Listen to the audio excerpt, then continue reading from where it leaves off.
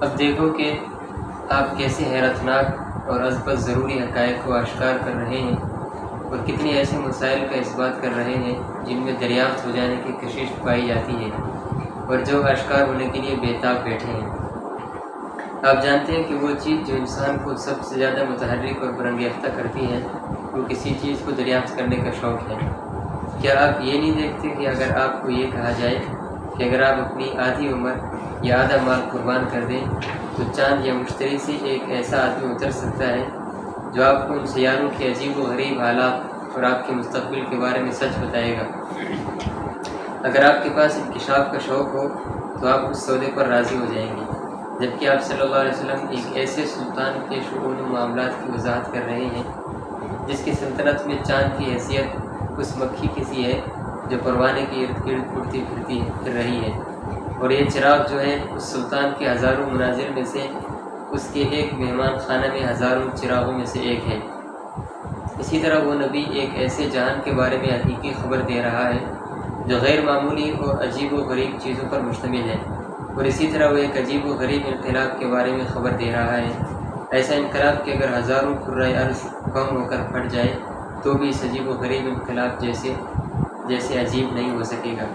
اگر چاہیں تو ان کے زبان مبارک سے اذا الشمس كورت اذا السماء انفطرت اور القارعہ جیسی صورتیں سن کر دیکھ لیں۔ اسی طرح آپ پورے اعتماد کے ساتھ ایک ایسے مستقبل کے بارے میں سچی خبر دیتے ہیں کہ اس سے انسان کا یہ دنیاوی مستقبل اس کے مقابلے میں ایسے ہی ہے جیسے ایک ناچیز سراب کا قطرہ بحر بے کنار کے مقابلے میں۔ اسی طرح وہ ایک ایسی سنجیدہ خوشبختی کی خوشخبری دیتے ہیں کہ اس دنیا کی تمام خوشبختیاں اس کے مقابلے میں ایسے ہیں جیسے برق رواں کی زوال پذیر روشنی دائمی اور پائیدار سورج کے مقابلے میں۔ یہاں پر بتایا یہ رہے ہیں کہ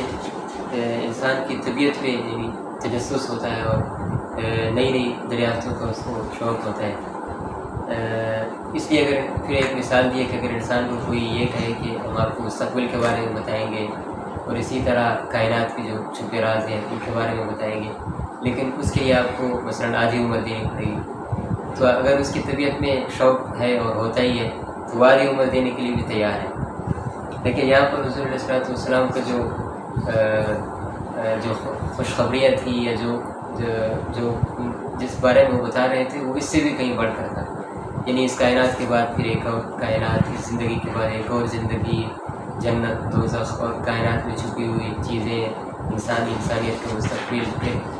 یہ سب چیزیں آپ علیہ السلام نے بتائی۔ تو یعنی یہ بھی ایک بہت بڑی دلیل ہے آپ علیہ السلام کی رسالت آپ علیہ السلام کی حق ہونے کی۔ صحیح ہے، بہت اہم چیز ہے، یعنی یہ انسان کی وہ طبیعت میں فطرت میں وہ پایا جانا والا خواہش، غائبی چیزوں کے جاننا، اپنا مستقبل کے بارے میں جانکاری، غائبی چیز کے بارے میں جانکاری ہر بندہ میں تو کم یا زیادہ پایا جاتی ہے، موجود ہے۔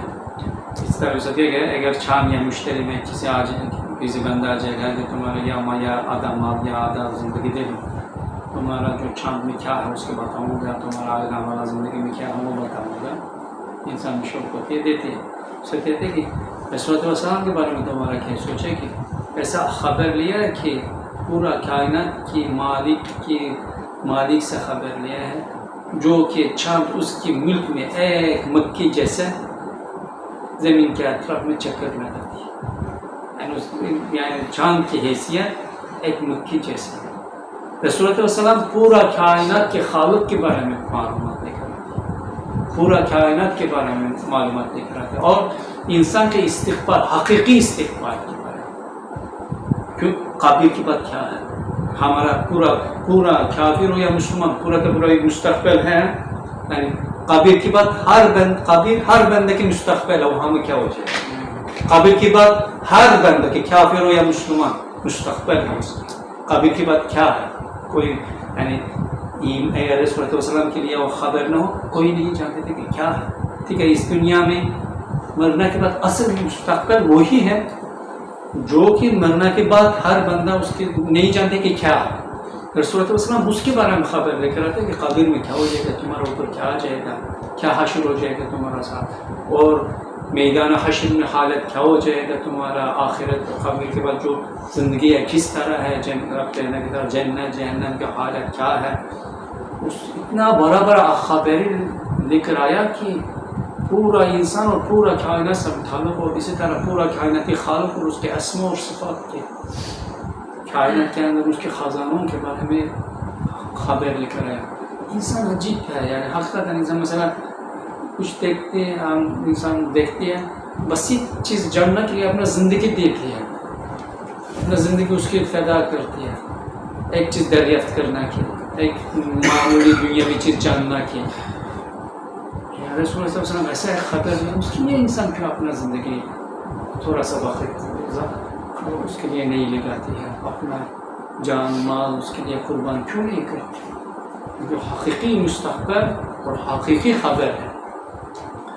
یہ بھی ہے صحیح. یعنی یہ خبر کسی بندے کی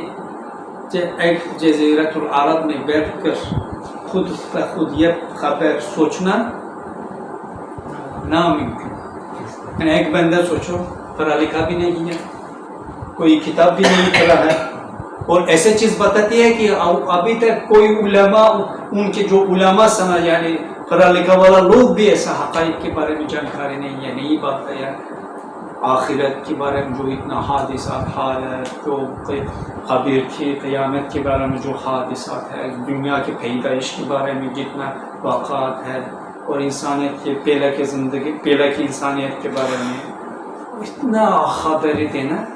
یہ دل کی نارمل ایک انسان سے یہ خبر نہیں نکل سکتے، کیونکہ ایک انسان کرتا یا پڑھتا بتاتے ہیں، خود بخود چیز نہیں پیدا ہو جاتی. اللہ تعالیٰ یا اس کے دل میں الہامیت وحی کے طور پر بیٹھتے ہیں اس طرح جاتا. اسی لیے رسول اللہ علیہ وسلم کی اتنا بڑا خبری دینا اس کے حق پیغمبر ہونا پر دلیل ہے کہ وہ خود سے نہیں بتاتی ہے، وہ کائنات کے خالق اور مالک سے وہ خبریں لیتی ہے، اور وہ اس کے بعد وہ خبر دوسروں کا کیا پہنچا دیتی ہے. یہ دلیل ہے کہ وہ اللہ تعالیٰ کے حق پیغمبر اور نبی ہے، اس کا دلیل ہے.